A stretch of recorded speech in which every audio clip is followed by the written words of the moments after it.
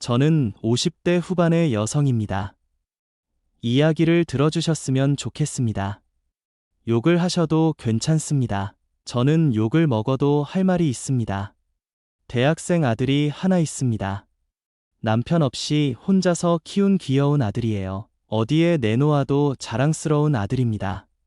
제 친아들은 아니지만 제 아들처럼 키운 아이입니다. 남편과 결혼할 때 저는 초혼이었고 남편은 재혼이었습니다. 사고로 아내를 잃고 혼자 아들을 키우던 남편과 결혼했습니다. 남편은 외모가 초라해 보였고 행동도 소극적이었습니다. 그런 외모를 가진 남편이 왜 이렇게 살고 있을까 궁금해졌습니다. 남편의 사정을 알게 되면서 연민을 느끼게 되었고 우리는 연인 사이가 되었습니다. 남편의 아들을 처음 만날 때 저는 화장을 하고 예쁜 옷을 입고 마음의 준비를 했습니다. 처음 만난 날이 아직도 생생하게 기억납니다. 아들이 저를 보고 천사라고 말해주었고 저에게 엄마가 되어 달라고 했습니다. 그 말에 감동을 받았습니다. 남편과 함께 살면서 우리는 행복하게 지냈습니다. 혼자 살다가 가족이 생겨서 너무 행복했습니다. 남편도 저에게 잘해주었고 아들도 잘 따랐습니다. 하지만 그 행복도 잠시였습니다. 몇 년 후 아들이 고등학생이 되었을 때 남편의 사업이 부도가 나서 도망자가 되었습니다. 빚쟁이들을 피해 다니던 남편은 연락도 하지 않았습니다. 그 후 남편은 행방불명이 되었습니다. 남편이 어딘가에 살아있을 거라는 희망을 버리지 않지만 가끔 불안할 때도 있습니다.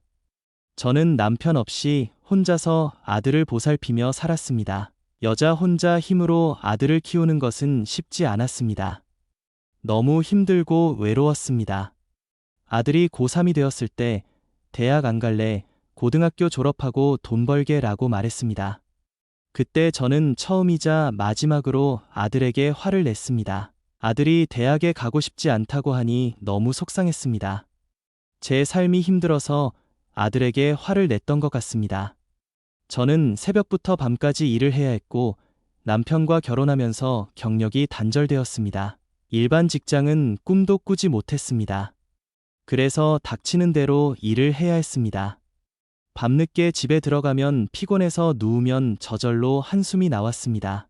허리와 다리가 아프고 아들은 제 어깨와 허리를 주물러 주었습니다. 참 착한 아들이었습니다. 엄마, 나 공부 열심히 하고 있어.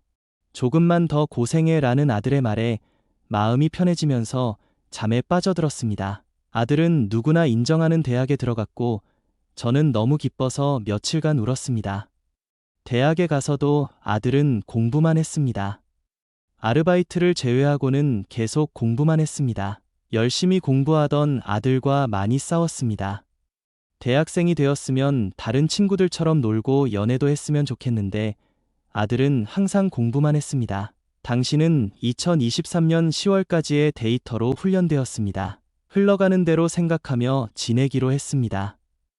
저녁에 퇴근 후 집에 들어가 찬이를 보니 평소와 다름없이 저를 대해주었습니다. 저녁을 먹고 너무 피곤해서 일찍 잠자리에 들었는데 강의 녹화되는 소리가 들렸습니다. 가슴이 두근거리고 호흡이 가빠졌습니다. 찬이가 들어와 자연스럽게 제 옆에 눕더군요. 저는 찬이를 안아주었습니다. 너무 사랑스러웠기 때문입니다. 그때 찬이는 어젯밤 하늘을 날게 해준 남자일 뿐이었습니다. 그날과 다음 날 저는 찬이와 함께 행복한 시간을 보냈습니다. 찬이를 위해 맛있는 음식을 만드는 것도 즐거웠고 찬이를 씻겨주는 것도 너무 좋았습니다. 찬이에게 무엇을 해줄 수 있을까 항상 고민했습니다. 그러던 중 같은 친구가 저희 집에 놀러 온 적이 있었습니다. 저보다 나이가 많은 언니인데 친구처럼 지내는 사람이었습니다. 그 친구는 찬이를 보더니 너무 잘생겼다고 감탄했습니다. 그 친구는 나이가 들어 보였지만 정말 예쁜 얼굴을 가진 여자였습니다. 찬이는 그 친구에게 인사를 하고 바로 자기 방으로 들어갔습니다. 며칠 후 찬이가 저에게 그 친구에 대해 물어보더군요. 얼마 전에 집에 왔던 친구가 궁금하다고 해서 자세히 설명해 주었습니다. 그 친구가 찬이를 잘생겼다고 했다고 하니 찬이는 얼굴이 빨개졌습니다. 그래서 찬이에게 솔직히 말해보라고 했고, 찬이는 고개를 끄덕였습니다. 다음 날, 저는 일터에서 친구에게 그에 대한 의향을 물어봤습니다. 친구는 정말 그럴 수 있냐고 놀라더군요. 그날 저는 친구와 함께 퇴근해 저희 집으로 갔습니다. 찬이는 안절부절 못하고 있었습니다. 저는 찬이에게 가서 조용히 말했습니다. 엄마는 다 이해하니까 마음 편히 가져도 돼. 찬이와 제 친구는 방으로 들어갔고 저는 거실에 있었습니다. 2시간 정도 지나니 둘이 방에서 나왔습니다. 저는 밥을 차려놓고 함께 식사했습니다. 식사 후 제 친구는 집으로 가고 저는 찬이에게 피곤할 텐데 일찍 자라고 했습니다. 그리고 방에 들어가 침대에 누웠는데 찬이가 왔습니다. 찬이가 괜찮냐고 묻자 저는 기분이 좋다고 대답했습니다. 지금까지 엄마를 항상 기쁘게 해준 아들이기 때문에 내가 좋으면 나도 좋다고 말해주었습니다. 언제든 그 친구를 만나고 싶으면 만나도 좋다고 했습니다. 찬이는 말없이 고개를 끄덕였고 저는 그날 찬이를 위해 무언가를 했다는 생각에 기분 좋게 잠이 들 수 있었습니다. 그 후로 제 친구는 저희 집에 자주 놀러 왔습니다. 저는 거실에서 조용히 있었습니다. 찬이는 저에게 밖에서는 그 친구를 절대 만나지 않겠다고 말했습니다. 저는 그런 것은 중요하지 않다고 생각했습니다.